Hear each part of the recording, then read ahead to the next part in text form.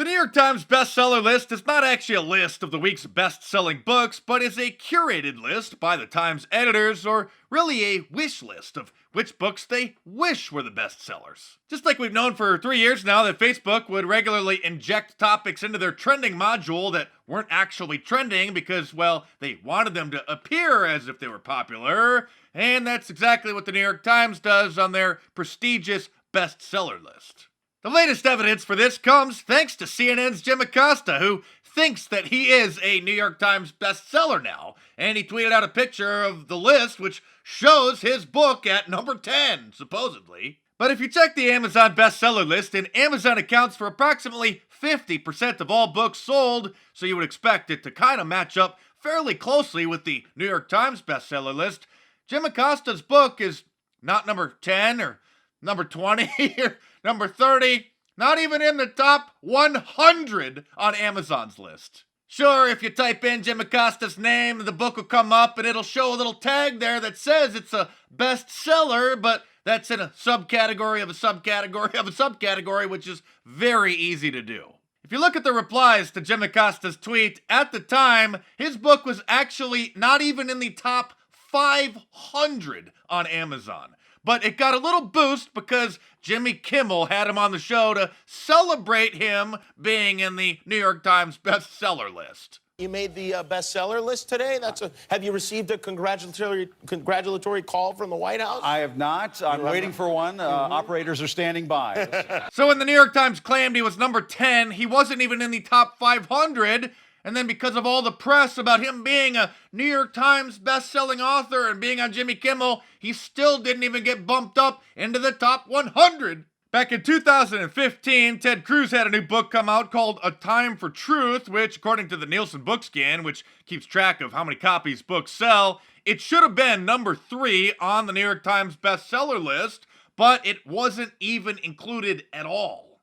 Even Politico admitted that the New York Times kept him off the bestseller list despite his book selling more than 18 out of the 20 other books on the list. They did the same thing last year to a Christian book in order to give a slot to Sloppy Daniels.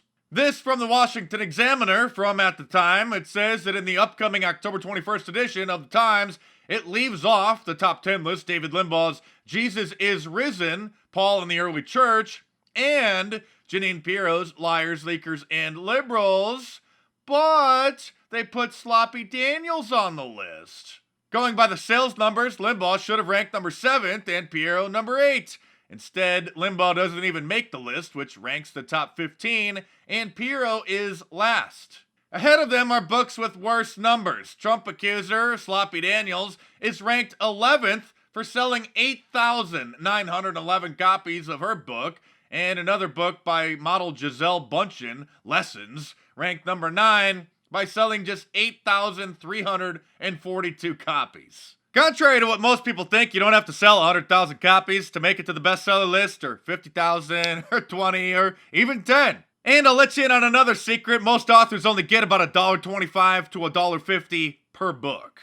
Also, back in 2016, when Bill O'Reilly's book Legends and Lies, The Patriots came out, it was number 1 on Publisher Weekly's list, number 1 on the Wall Street Journal, number 1 on Amazon, but the New York Times only listed him as number 6, because they didn't want to award him with the prestigious number 1 New York Times best-selling label.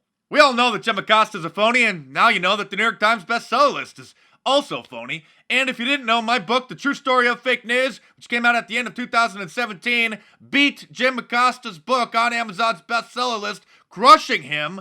And I'm just a guy on a laptop in my kitchen, and Jim Acosta works for $1 billion news network. You can see right here, according to the Bookscan data on my Amazon Author Central page, on November 6, 2017, it was number 15, not in a category of all books.